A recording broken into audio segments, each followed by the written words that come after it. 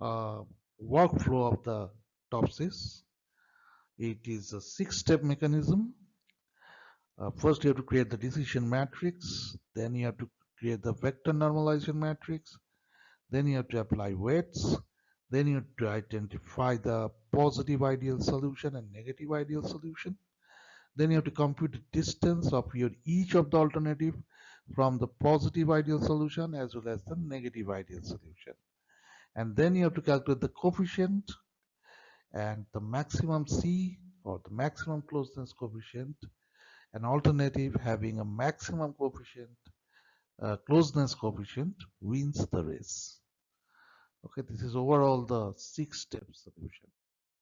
Okay, so now let us go with an example. I do not want to uh, explain the theories. I will explain the theories with the help of the example. Okay, so what is the example? Let us say you have gone to buy a car, right? You've gone to buy a car.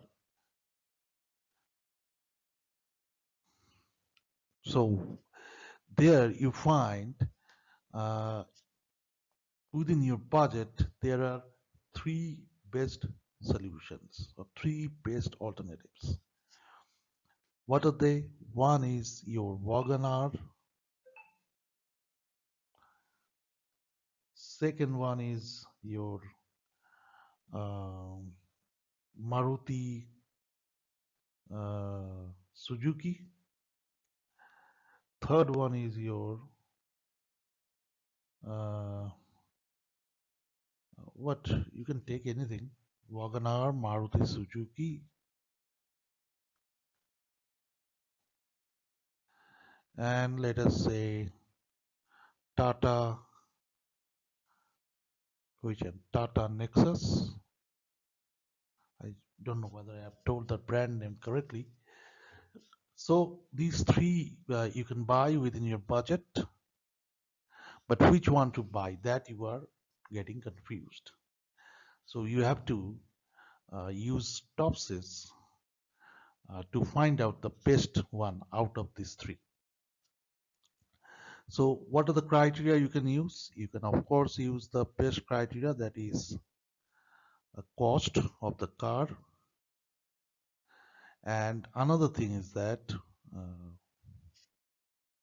you can say the mileage or yeah, mileage of the car. Okay. So as you see, cost is a penalty criteria or cost criteria. That is, more the cost, lower will be your preference. And mileage is the beneficial criteria or benefit or profit criteria. Why? Because higher is the mileage, more will be your preference. So suppose WagonR, we will mention this WagonR as alternative A, Maruti Suzuki as alternative B, and Tata Nexus as alternative C. And we will mention cost as C1 and mileage as C2. This is because C1, C2 represents criteria, and cost and mileage both are the criterias. And these three are the alternatives. Okay. Now, these are all arbitrarily assigned values.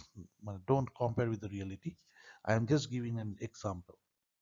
Let us say WagonR, value of WagonR is 12 lakhs cost, and mileage is, I don't know what is the exact mileage, I'm just giving it a value. Say for example is 15 kilometers per liter of oil.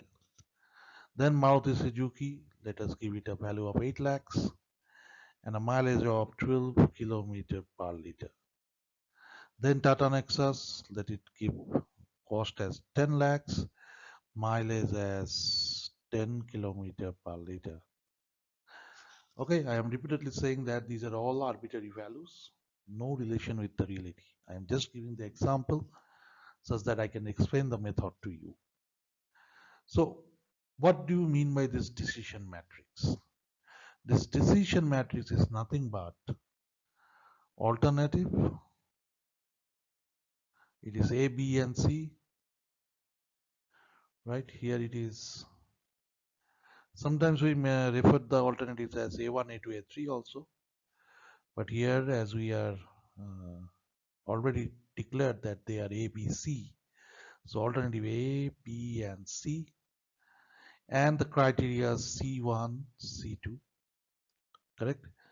And for A it is 12, 8, and 10.